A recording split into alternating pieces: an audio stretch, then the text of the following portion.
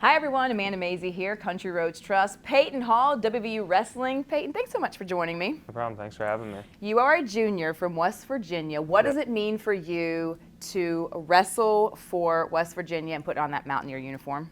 Obviously, it's pretty awesome being from West Virginia.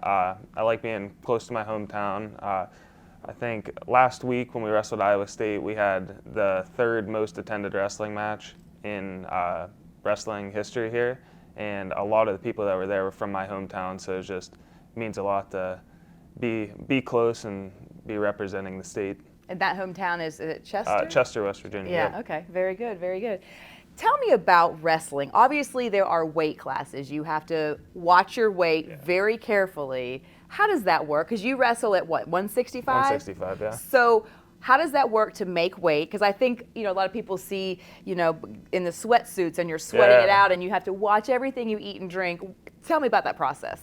I think it's a very interesting aspect to a sport, because where a lot of different sports you can kind of eat leading up to it, but after weigh-in, so we have to cut down all day. Our duels are at 7 o'clock most of the time.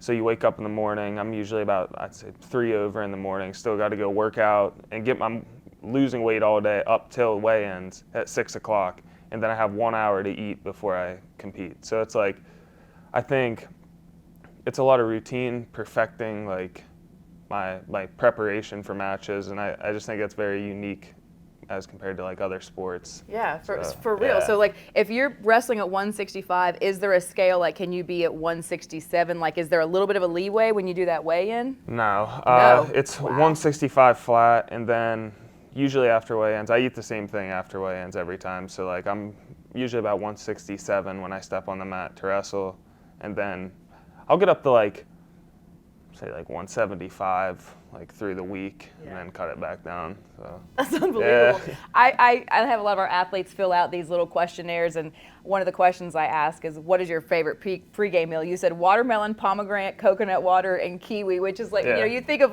no, these athletes, they need carbs and protein and that, but that is what you eat. So that's pretty interesting. Yep. Good? You love it? I do. I changed it a little bit. Yeah. We always it's weird, but we have chicken noodle soup before we weigh in, so I like that now. But I still do the watermelon and the coconut water. Those are my go-tos. Do you get hungry on match day when you're trying to lose that weight before weigh-in? Yeah. Yeah. You don't really get so much hungry as thirsty. Yeah. Thirsty is the worst part. And when you're feisty out there and winning all the time, you're I need to, I've got some anger and aggression to get out. You were a part of the Big 12 Champions for Life program, which was really cool. If anybody got to see that, you got to present a former teacher of yours and a coach of yours from high school a check for $2,500 to be put towards supplies. What did that mean to you? That was awesome, because that teacher was one of my assistant wrestling coaches in high school, and I'm still really close with him. His sons just started wrestling, so they were at the match on Friday. So it was just really cool to be able to give back to somebody who had helped me all the way through my career, so it meant a lot. You've had quite the career here, All-American. I feel like WVU Wrestling has really put itself on the map the past couple of years. How proud are you to be a part of that with all of the, the team success and the individual success?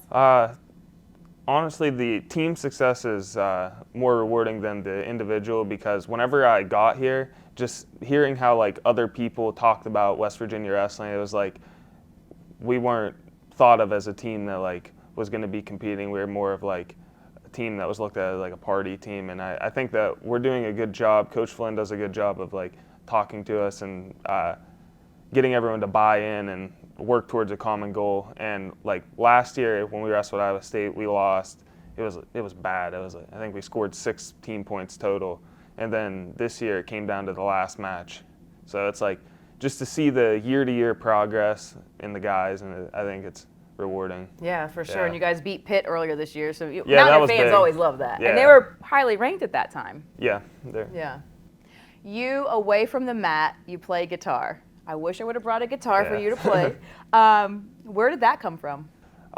My dad played, so I kind of grew up watching him. And then whenever I got to college, I didn't really have anything to do in the dorm, so I started playing, and then my parents bought me a guitar, so I just kind of kept that going. Any chance you would put that into a future? Are we going to see it at a restaurant or a bar downtown? I don't know. I Yeah. mean, I go over and play with my one buddy who plays drums, so, but I don't know if I'll do anything with it. What would you like to do when your career is all said and done here at West Virginia? What would you like to do for a living?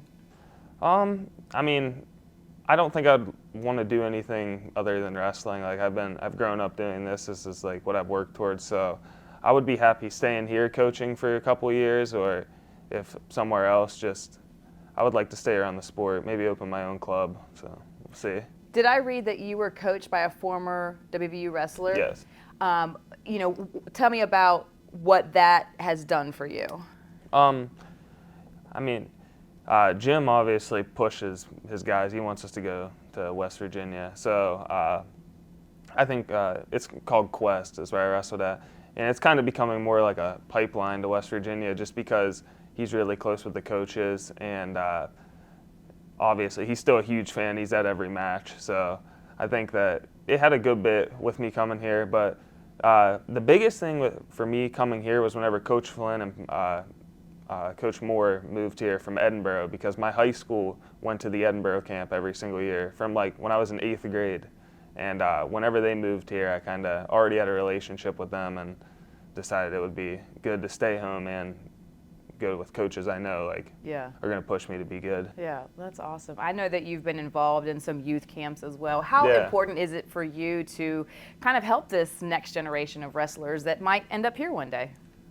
I really enjoy doing the camps. So over the summer, I actually got to travel with Coach Port a little bit. We went down and did one in Kentucky, and then on our way, we did one in Huntington, went to Kentucky, and then on our way back, we stopped at Oak Hill. So we hit 2 West Virginia schools there, and it's cool because a lot of the West Virginia kids that we go and do the camps for, then you see them at the match, and they like run up to you and get pictures and stuff. It's cool to see the impact that it has on them through the camps and coaching and stuff. Yeah. Well, I know there's a lot of season left. Peyton, thank you so much. Appreciate your Yep. time. Good luck. Thank you. And Appreciate we'll it. be listening for you Yep. with the guitar one day. Thanks. Yeah.